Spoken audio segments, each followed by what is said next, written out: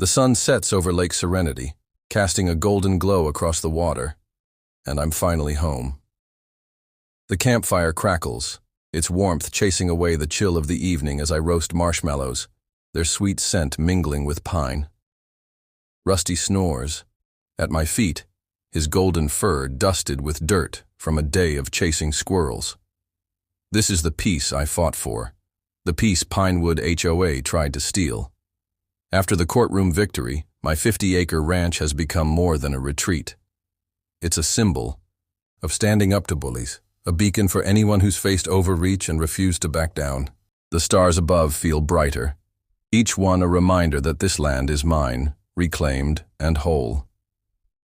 I've turned Lake Serenity into a haven, not just for me but for those who respect it. Friends and family now gather here, their laughter echoing across the water as we fish, swim, or tell stories by the fire. I've opened the ranch to respectful locals, too, folks who ask permission and leave no trace. A neighbor's kid caught his first fish here last week, his grin wider than the lake itself. I've even set up a small dock, nothing fancy, just enough for a canoe or two. Rusty loves splashing in the shallows, chasing minnows like he's still a pup. Every moment here feels like a victory lap, a middle finger to Pinewood's arrogance. The fallout from the lawsuit rippled beyond the courtroom. My YouTube channel, where I shared the whole saga, exploded.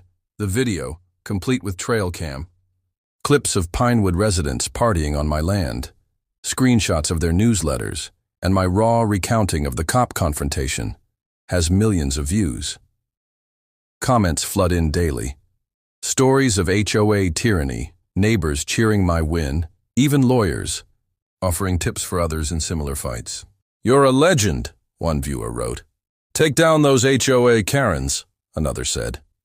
I read every comment, replying when I can, feeling connected to a community of underdogs. The channel's growth has been surreal, turning my story into a rallying cry for justice. I've even started planning more content, maybe a series on property rights or other battles against overreach. Pinewood HOA keeps their distance now, their influence shattered. Their once pristine reputation is in tatters, with residents questioning their leadership. Local gossip says they're facing audits, with whispers of misused funds tied to their lake access scheme. I don't gloat, well, maybe a little, but I'm focused on moving forward. The county has even reached out, asking if I'd consider a community event at the lake to celebrate local landowners standing together. I'm mulling it over, picturing a barbecue with live music, Rusty stealing hot dogs from unsuspecting guests. This fight taught me more than I expected. It wasn't just about my lake. It was about freedom, about refusing to let entitled bullies dictate what's yours. I've gotten letters from landowners across the country, inspired to check their own property lines or stand up to their HOAs. One woman wrote that she fought her HOA's illegal fence rules and won, citing my story as her spark. That's the real win. Knowing this ripple effect might help others find their voice. If you've got an HOA horror story, drop it in the comments. I read them all and love hearing your tales of triumph or struggle. Hit that like button, subscribe, and share this video if you're all about fighting for what's right. My next adventure's brewing. Maybe a cross-country trip to spotlight more stories like this.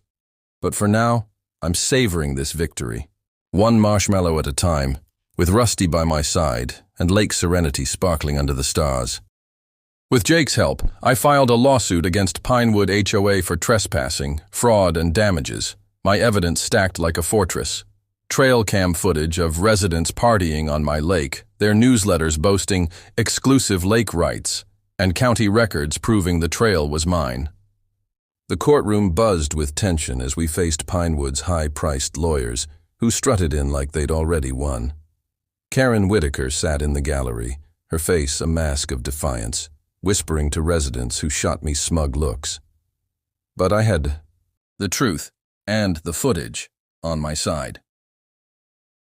The trial was a spectacle. Jake presented the trail cam clips, showing Pinewood residents jet skiing, barbecuing, and even dumping trash on my shore. One video caught a man in an HOA-branded hat planting "No trespassing" signs on my land, as if claiming it for Pinewood. Gasps rippled through the courtroom. Their newsletters, proudly advertising community lake access, were read aloud, each word tightening the noose. Jake then laid out the county records, showing no easement existed. The trail was undeniably mine. Pinewood's lawyers scrambled, arguing good faith and historical use. But the judge wasn't having it. "This is a flagrant abuse of authority," she declared, her voice sharp. She ruled Pinewood owed $150,000 in damages and legal fees and issued a permanent injunction, closing their trail access for good. No more lake parties. The gavel's crack felt like victory. Pinewood tried to spin the loss, sending residents letters blaming misunderstandings and clerical errors. But the truth was out. I posted my story on social media, uploading the trail cam clips, court documents, and a heartfelt video explaining how Pinewood tried to steal my lake. The post exploded, racking up millions of views within days.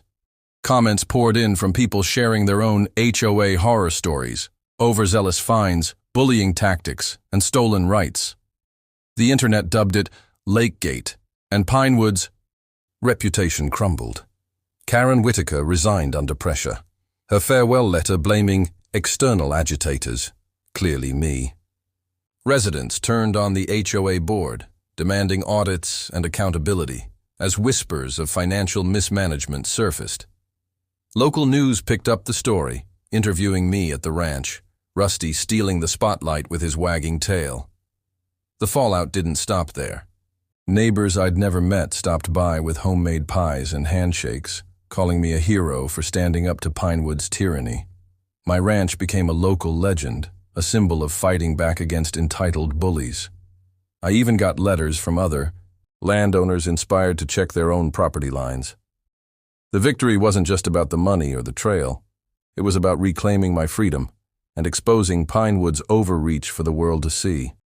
A few days later, I noticed something odd while walking Rusty near Lake Serenity. Tire tracks crisscrossing my land, leading from the lake's shore to a faint trail toward Pinewood. The tracks were fresh, deep, and definitely not mine. My gut told me this wasn't a one-off. I fired up my ATV, Rusty trotting behind, and followed the trail through the pines. As I crested a hill, my jaw dropped. There, on my lake's shore, was a group of Pinewood residents, fishing, lounging, and laughing like they owned the place. Their luxury SUVs were parked brazenly on my grass, coolers and lawn chairs scattered around. A guy in a polo shirt and loafers waved casually, shouting, "Great spot, right? The HOA says this is our lake access." I was speechless. My private property had become their personal playground. I managed a tight smile, not wanting a confrontation yet, and drove back to the ranch house, my mind racing. This wasn't just a misunderstanding. It was deliberate. I installed a network of trail cams around the lake, hidden in trees and brush, to catch whatever was happening. Over the next week, the footage was a goldmine. Pinewood residents came. Daily, families picnicking, teens jet skiing, even a couple hosting a barbecue, leaving beer cans and trash on my shore. One clip showed a man in a Pinewood HOA-branded hat setting up "No trespassing" signs on my land, facing outward, as if to keep others away from their stolen paradise. The audacity was staggering. I dug deeper, poring over Pinewood's newsletters and social media. They bragged about exclusive lake rights for residents, complete with photos of their lake parties on my property. I called my lawyer, Jake, and showed him the footage and documents. His eyes lit up. "This isn't just trespassing," he said, grinning. "It's fraud. They're claiming your land as their own." We pulled county records and found the trail they used crossed my property. No public easement, no legal access. Pinewood had been forging easement claims for years, telling residents my lake was theirs. Jake clapped me on the back. "We've got them dead to rights." I also talked to a neighbor, Old Man Harris, who'd lived nearby for decades. He confirmed Pinewood's long history of using my lake, dating back to the previous owner, who'd been too old to fight back. They'd bring their fancy boats and act like kings, he grumbled. Thought they could do whatever they wanted. His words fueled my resolve. This wasn't just about me. It was about stopping a bully that had exploited my land for years. With Rusty by my side, I prepared for the showdown, knowing the evidence was ironclad. The absurdity hit me like a slap. Pinewood, a gatey truck rumbling down the manicured streets of their gated community. Anger simmered in my chest, fueled by the previous night's humiliation. Pinewood's office was a sleek, glass-fronted building, its pristine landscaping screaming self-importance. I wanted answers. Why did they think they could call the cops on me for camping on my own land? Inside, I was greeted by Karen Whitaker, the HOA president, whose tight smile and pearl necklace couldn't mask her arrogance. "We're protecting our neighborhood's safety," she said, her voice dripping with condescension. "Your camping setup looks suspicious, and our residents deserve peace of mind." I spread out my deed, survey maps, and title documents on her polished desk, proving Lake Serenity was mine, with no legal ties to Pinewood. Karen barely glanced at them, her eyes narrowing.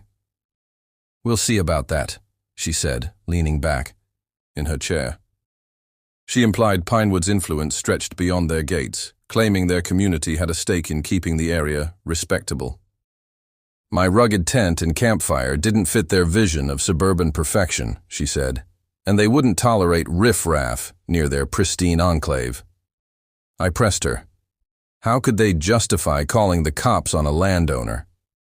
Her response was a smug, "We have ways of handling these things." I left the office fuming, Rusty's loyal nudge grounding me as I climbed back into my truck. Karen's attitude wasn't just personal, it was part of a pattern. Back home, I dug into Pinewood's history, spending hours online and talking to locals at the nearby diner. What I found was chilling. Pinewood HOA had a reputation for bullying landowners, pressuring them to sell their properties to expand their gated empire. They'd harassed a farmer into selling his orchard, claiming his tractor noise disturbed residents. Another neighbor, a retiree, faced fines for a fence they falsely claimed violated county rules.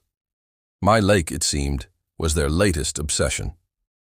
Locals whispered that Pinewood had been eyeing Lake Serenity for years, dreaming of turning it into an exclusive community amenity for their residents.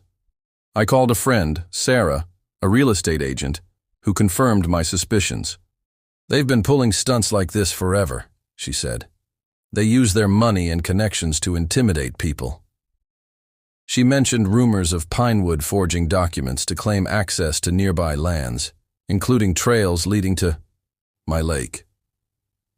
The more I learned, the clearer it became. This wasn't a misunderstanding. Pinewood HOA was deliberately overstepping, using their clout to control land they had no right to. I wasn't just fighting for my lake, I was standing up to a bully that had terrorized the county for years. With Rusty snoring at my feet, I started planning my next move, determined to protect my slice of paradise. "Freeze! Put your hands where we can see them!" The command sliced through the quiet night like a gunshot, shattering the peace of my campfire by Lake Serenity. Flashlights pierced the darkness, pinning me in their glare as two police officers stormed down the grassy slope toward me. My heart slammed against my ribs, adrenaline spiking as I shielded my eyes. My golden retriever, Rusty, growled low, his fur bristling at the intrusion. I'd been roasting marshmallows, the sweet scent mingling with pine and lake air, savoring the solitude of my 50-acre ranch. Now, I was being treated like a criminal, on my own land. "This is my property," I protested, voice shaking as I stood, hands raised. The officers, stern and unyielding, ignored my words, demanding ID and proof of ownership. My mind raced. I'd bought this ranch 6 months ago, a dream escape from the city's chaos. Lake Serenity, a crystalline gem nestled among towering pines, was the heart of it, a place to unplug, to breathe. I'd pored over every deed, every survey map, ensuring every inch was mine, free and clear. So why were cops here, acting like I was the intruder? The older officer, his badge glinting in the firelight, muttered into his radio while the younger one kept a wary eye on me. Rusty barked, his loyalty fierce, but I hushed him, not wanting to escalate things. "We got a call from Pinewood HOA," the older officer finally said, his tone clipped. "They reported a trespasser camping out here." Trespassing? On my own ranch? The absurdity hit me like a slap. Pinewood, a gated community of manicured mansions a mile away, had no claim to my land. Yet they'd called the cops on me for enjoying my own lake. As the officers checked my ID and property records, on their tablet, I felt a mix of rage and disbelief. This wasn't a mistake. It was a power trip, and I was caught in its crosshairs. After 20 tense minutes, the officers handed back my ID, mumbling apologies but offering no real explanation. They trudged back to their cruiser, leaving me, with a dying fire and a knot of anger in my chest. I doused the flames, too rattled to sleep, and stared at the lake's glassy surface, reflecting the stars. This wasn't just about one ruined night. It was about my freedom, my right to my land. Pinewood HOA had crossed a line, and I wasn't about to let it slide. As Rusty curled up beside me, I vowed to get answers and justice.